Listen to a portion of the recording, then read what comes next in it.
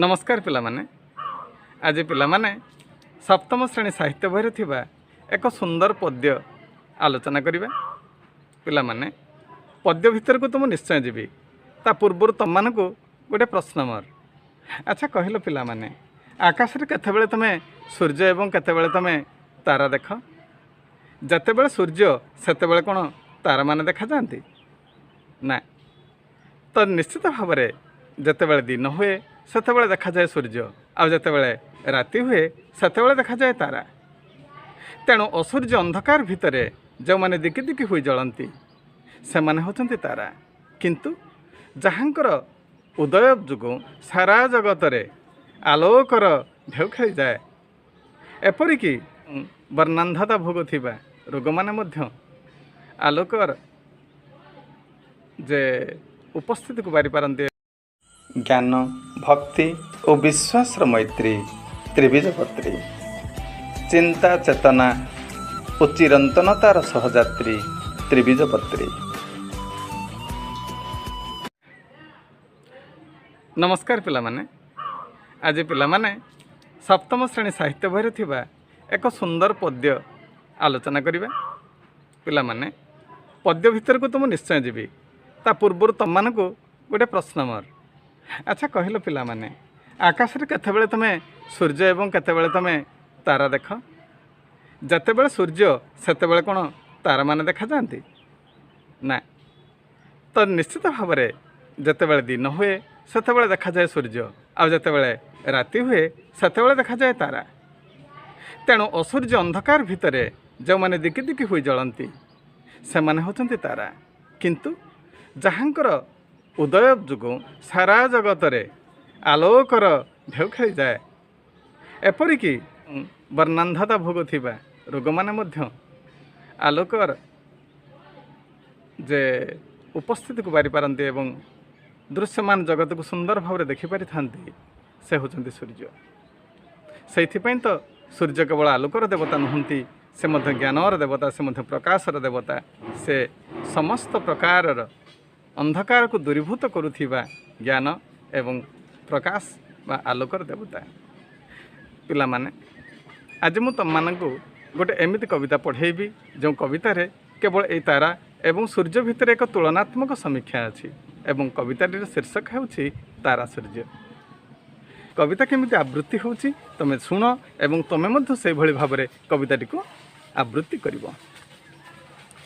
हेतारका गण किंपा दिश सान सान तुमे परा अछ केते रविरश्मि मान दिवसे न दिशि किंपा रजनी रे दिश प्रभाकर हुई तुम्भ मने भय किस जानिली जानिली तुमे सूर्य अठ सत आलोकित करुअछ निजर जगत आंभ भास्कर कुतुंभ राज्य लोक सारा बोलुछंती गगनर क्षुद्र एक तारा तुम्भ राज्ये तुम्भ आगे आंभर भास्कर न दिशंती तेणु दिने नहुआ भास्वर जहाकू जेमंत दिशे तेमंत से भासे से कथारे महतंक कि जाए कि आसे तुम्भ राज्ये दियो तुम्भे प्रचुर किरण तेणु सही ठारे थिब तुम्भर विपण आंभ राज्ये आंभर भी करे तुम क्षय तेणु आंभे चाहू थाऊ तांकर उदय तुम्भे जते बड़ हेले आंभर कि लाभ आंभ तम नासिबाकू नाही तो प्रभाव जे जहार हित करे न नेले ता नाम आंभ देशे कहू तांकू निमक हाराम। पिलामाने ए कविताटीर आवृत्ति कली एबे आमे कवि को टिके जानिबा। पिलामाने ये होछंती से कवि जहाँक लेखनी रे प्रकृति केवल एक छयळ छबिळ रूप धारण करी नाही, प्रकृति तांक लेखनीर स्पर्शरे प्राणवंत होई उठिछि, सजीव होई उठिछि एवं मुखर होई उठिछि। प्रकृति गीत गाइछि, प्रकृति कथा कहिछि, प्रकृति मनीषवत आचरण करिछि एवं तांकर लेखनी स्पर्श प्रकृति को केतेबेले शिक्षक कर देछि, केतेबेले गुरु कर देछि एवं केतेबेले आमोद प्रमोद पाई आम पाई अत्यंत शोभार जड़े शोभामयी ललना करी छिड़ा करी से कवि जहाँ रचन प्रकृति केमिति मुखर हो उठी शुण तांकर गोटे पद जहाँ से तपस्विनी महाकाव्य लिखिं